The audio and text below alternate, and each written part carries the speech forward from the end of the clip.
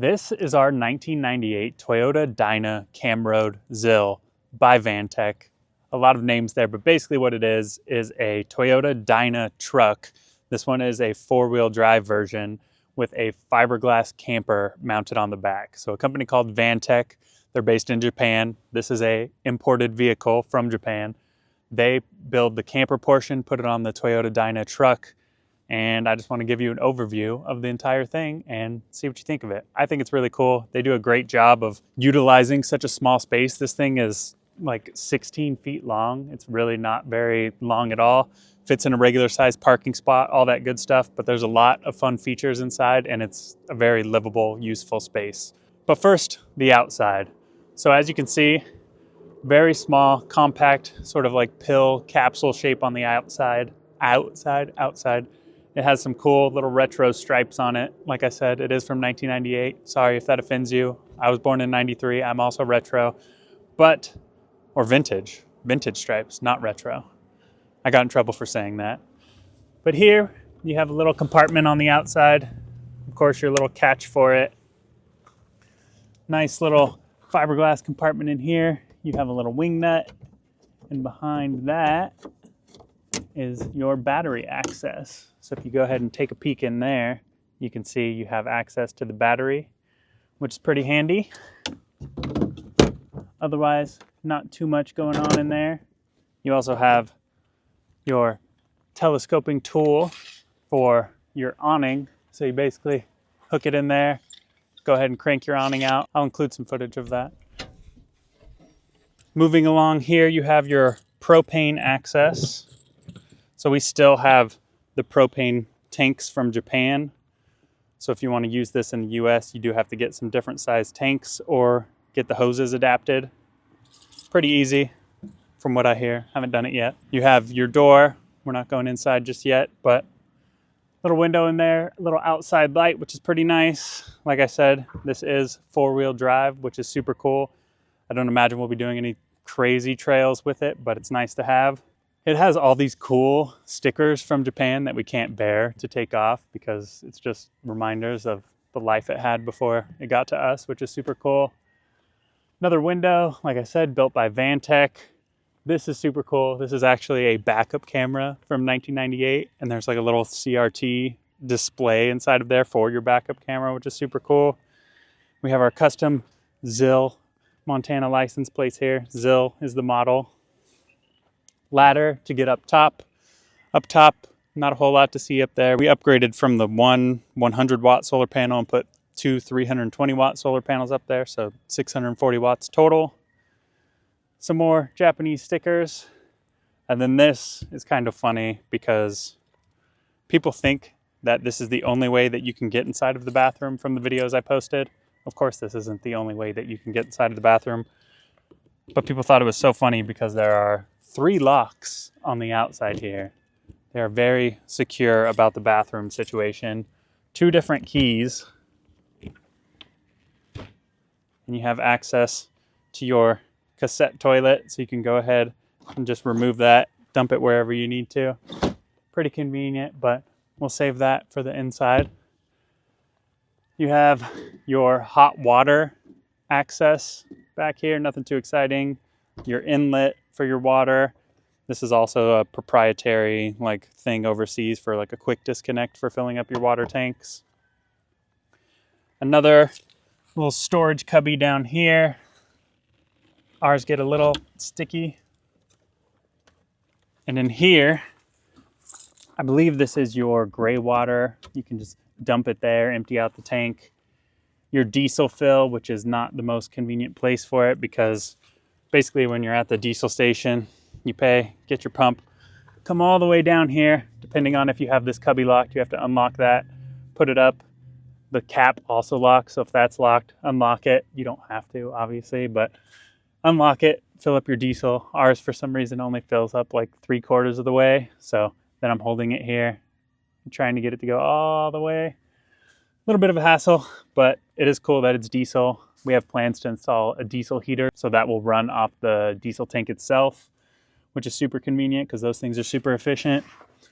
We have a little container in here with your jack and a rag, little tool, nothing too crazy. And then a little sneak peek inside the cab portion. Because it's from Japan, it is right-hand drive.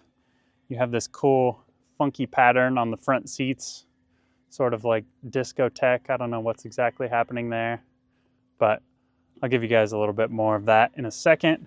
But for now, let's go inside and show you what you really want to see. This is another thing before we go inside that I just thought of. This is just a cool mirror. I've never seen this before. It could be common, but it's basically a mirror so that when you're sitting in the driver's seat, you can see exactly how close you're pulling up to something. So if there's a big bush right here and you're pulling up, you can inch forward and you can see exactly how close you are to it. Just cool. Our step is broken and currently bungeed to hold it in place. Probably should have done this before. So one thing you have to watch out for is vehicles from Japan are prone to rust. Ours has a little bit of rust on the underside. And as you can see on this step here, it is a little rusted out. So this will be getting replaced at some point. We have a little latch on the back side of the door here to hold it open. Just like that. You have your standard screen door with access to the locks from the inside. Right this way. All right, so one of the cool things before we even get inside is this. It just covers the footwell here, so you still have standing room if this door was closed. Just kind of interesting. There's a big cubby inside of here. Lots of space for storage. On this side, more storage with some shelving in there. Here, more storage. We have our adapter cable. This does have slightly different wiring, being that it's from Japan. I think they do 100 volts there, so you have to have an adapter to use a standard US type cable. More storage inside of there, and it kind of goes deep back in that way. Here you have your freshwater storage, and they have two separate faucets up here. My understanding is that one is supposed to be drinking water, the other is for dishes. So that's also why you have the two separate water tanks down here. Here you have your propane cooktop, two burners. Granted, they're very small, just like the sink. These also fold down just to get out of the way, which is convenient. And just below that, you have your fridge with a little freezer section even for some popsicles or something like that. You have a window, just like that. And to put it back down, it's the same thing. And you can actually lock it in different positions. So you can have it only about a third of the way open, or all the way open, or somewhere in between.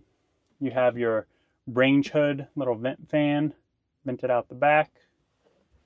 More storage up above. And if it looks a little dirty back here, there used to be window covers here that the previous owner removed.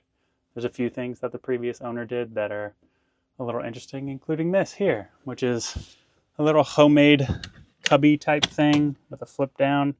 We just have all our different manuals for the upgrades I've made, and then tons of paperwork on the van itself, the camper portion, all that good stuff, and more of the owner's work here.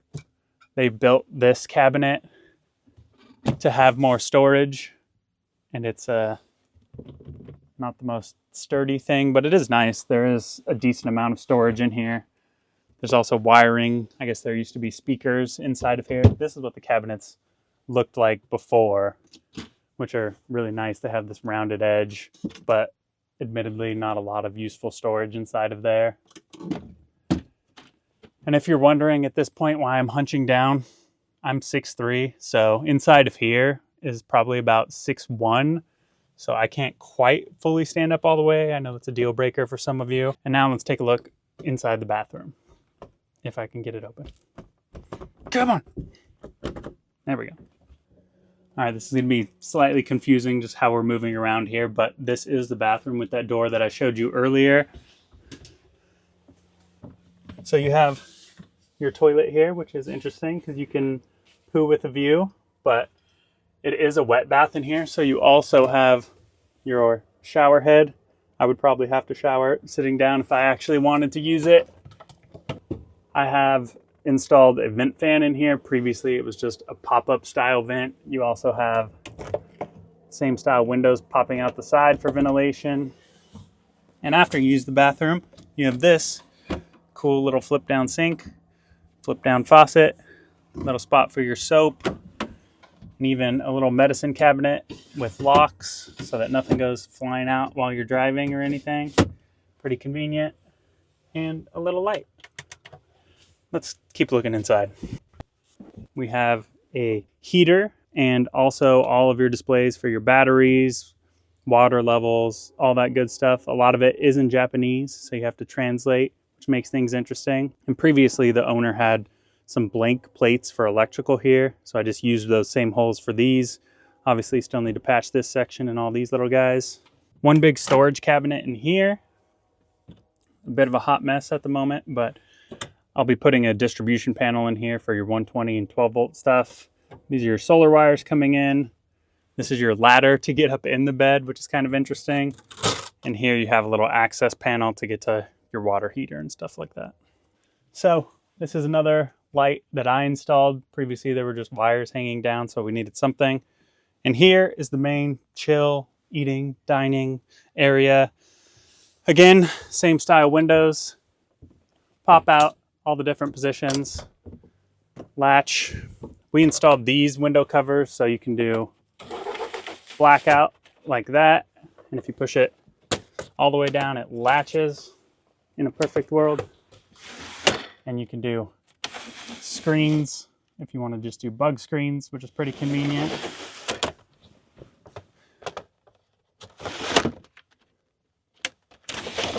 I always forget which buttons do what.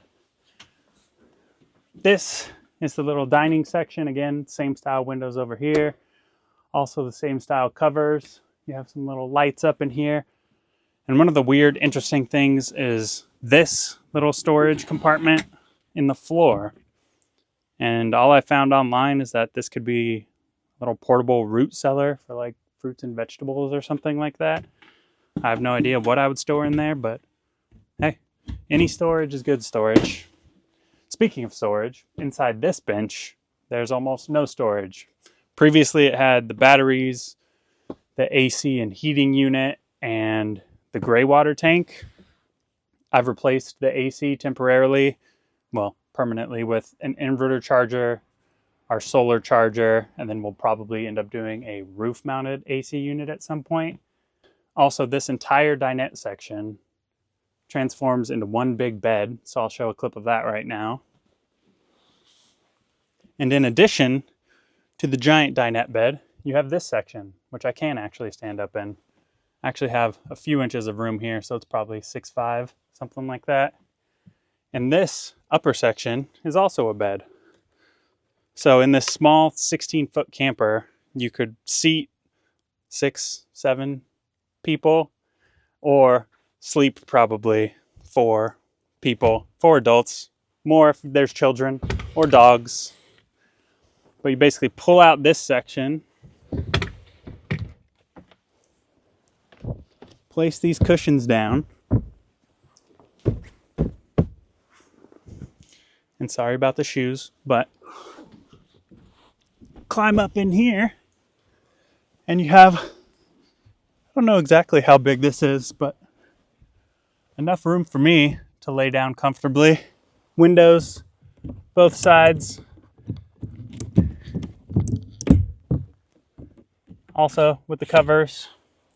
Another vent fan just above the bed here. Figure out how to break dance in here. So when you're sleeping up here, if you had people sleeping down there and you wanted maximum privacy, you could close those. And also you have a curtain here for maximum privacy. All right, now I'm gonna get down and show you a little bit inside the cab. All right, so like I said before, it is right-hand drive. Pretty easy to get used to. At first, you're kind of drifting into oncoming traffic a little bit. The weird thing to get used to for me is the stalks are also opposite. So your turn signals are your wipers and your wipers are your turn signals. So you pull up to a 4-way stop and you turn on your wipers and people don't know which way you're going. But overall, once you get the hang of it, it's not all that much different. It's pretty slow. This thing maxes out about 62 miles an hour or like 25, 30 miles an hour up a hill, which is very slow, but it's about the view, right? The journey, taking your time on the way there. Another interesting thing here in the cab is this strange little release, but it's actually pretty handy in case you need to swing your legs out of here and go to the back or something like that. It gets out of the way for you.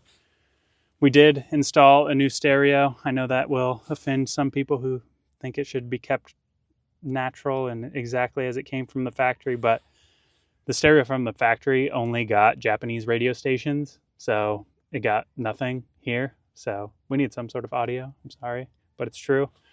Also, we have CarPlay with navigation and all that now, so that's super handy. This is the super cool CRT display for the backup camera. I'll include a clip of that while we're driving to show you what that looks like. The glove box is actually pretty deep. We have a bunch of wiring that we still need to do for our new head unit here, but overall, pretty good storage. You have this section, access to all your fuses, your washer fluid. You do have power windows, but not power locks, so you have to unlock manually. And now I'm going to include some footage just kind of showing you what I think of how it drives and handles and everything like that. All right, and now for the driving portion. I fit in here pretty well, no complaints really at all, and it drives basically like a big van. It's only 16 feet, like I said before. Compare that to like a extended Ford Transit at like 22 feet. It's really not bad.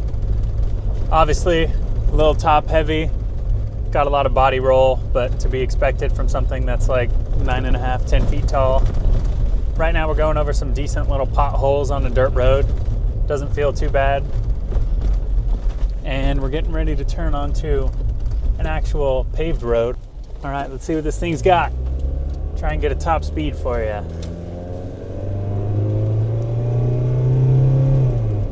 As I've said probably a few times now, it is not a fast vehicle. Everything is in kilometers here, so you're gonna have to do some conversions if you're used to miles per hour. Just past 70 kilometers an hour. 80.